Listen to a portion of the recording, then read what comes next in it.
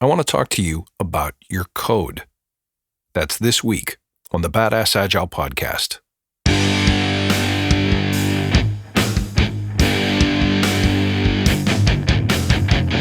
Greetings, team.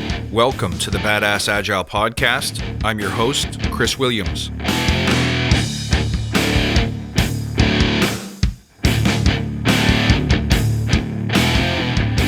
Hello, team. Hello, everybody. Good to see you. Welcome back. Did I freak you out? Did I get you excited? We're not going to talk about the kind of code that you thought we're going to talk about. We're going to talk about the other kind of code. I'll clarify that in a second. And hey, if you want to talk about code, if you're willing to talk about 2002 COM objects, I'll take you on. But first, let's remember why we're here. To create an elite tribe of leaders who truly serve their clients and communities by doing what matters and what works. Relentlessly chasing value and excellence like a badass.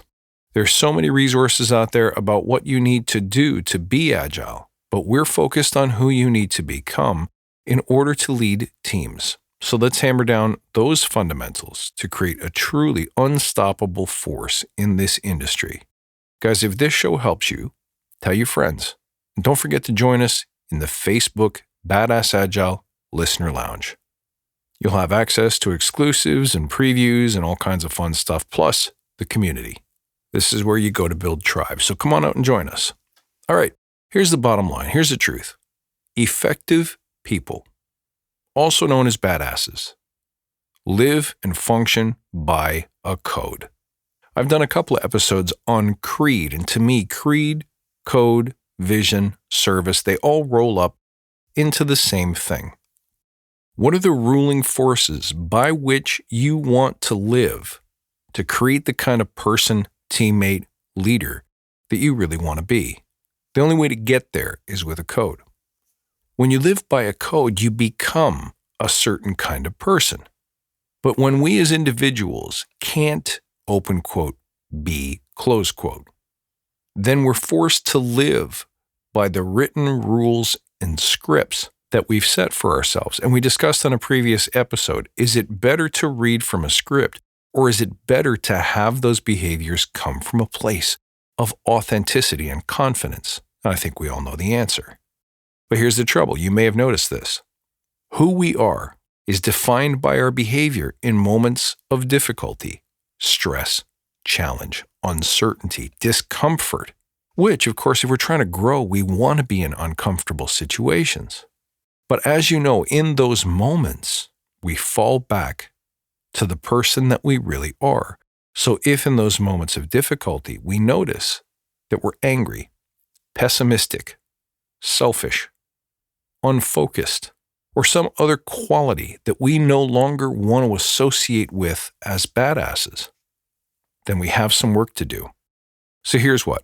I often recommend, and teams often figure this out on their own, that you should publish a list of qualities, also known as your creed, that define the kinds of behaviors that we want to exhibit. But I've noticed, and maybe you have too, that it's really difficult and increasingly rare to see people living those qualities. Why would that be? Well, again, in times of great difficulty, we fall back to who we are and what we've practiced. So what are we to do? There's 3 steps that you need to take to help ingrain your code into the team so that you can inspire each other and all of the people around you. I mean, the first thing you have to do is have the creed. So if you don't have one, go backwards, get that done. Now here's a piece of advice for you. If what I said is true, when we cannot be, we fall back to rules and scripts. Keep your code simple. No more of this stuff, these big, long agreements, documents, instruction manuals for how to conduct yourselves. It's too complicated. You see a lot of people try to get clever and play off of the Agile Manifesto. We value communication over silence. Stop doing that. You're getting too fresh. You're getting too fancy. Listen, there's no bonus points. There's no gold stars for being cute and clever. What you want is to be effective. So write down your code in simple words. Maybe it's honor, commitment, truth, authenticity, freedom, respect, communication, courage. Those are great words to put in a creed, but keep it super simple. If it's complex, if there's too many of them, it's going to feel like you got to memorize it before you can internalize it, and it won't stick, period. So once you have your creed, the things that are meaningful to you, the things that you think will make a high-performing, excellent team, something that's fun to be a part of, something powerful, a group of people who can change the world, or at least the world that you live in at your company or your client. Once you got that, you got to make it stick. And that's the hard part. By the way, if you were to go around and do a little bit of a tour of different companies, look at different team creeds for those that use them, they're pretty much all the same, aren't they? They're going to say courage, openness, honesty, safety, commitment, all those things. So there's really nothing new about the creed. It's the steps that you take to make it stick. So how do you do that? Number one, practice it every day.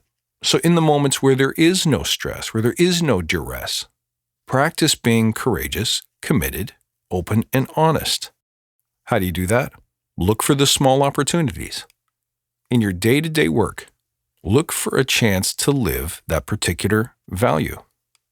Let's say it's courage. In some small way, you'll find an opportunity in a moment where you have a choice between being courageous or doing what you've always done, doing the easy thing, not sticking your neck out too far. Choose courage.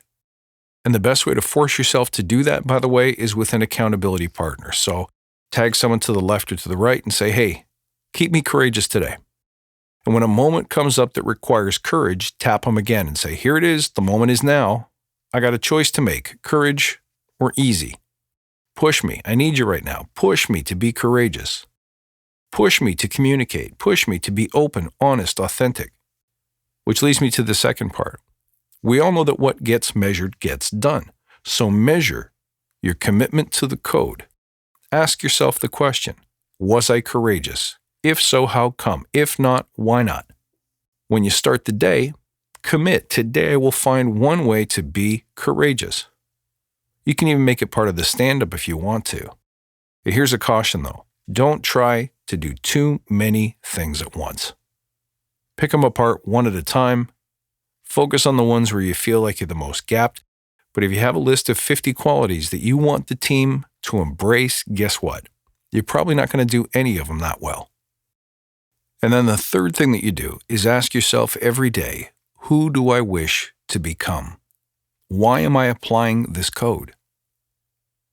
Does this code help me get closer to that person that I want to be?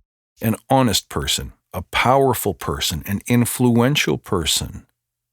You can become whomever you want. Decide who that is. Fearless, creative, masterful, intelligent, joyful, loving. What are the qualities that you want to see in yourself? And realize that by choosing to act according to your code, you are willfully taking the steps to becoming that person. And because you're practicing every day, what you'll start to find is that in moments when you need it most, those behaviors, those choices, those decisions are there. They're automatic. You don't have to think about them. You don't have to look over your shoulder back to the poster on the wall that says, here are our values. You have become those values. And look, if you want to inspire other people, that's the best way to go about it. Don't say it, live it. I think we all know that. That's teaching without words. That's being a living example. That's practicing what you preach.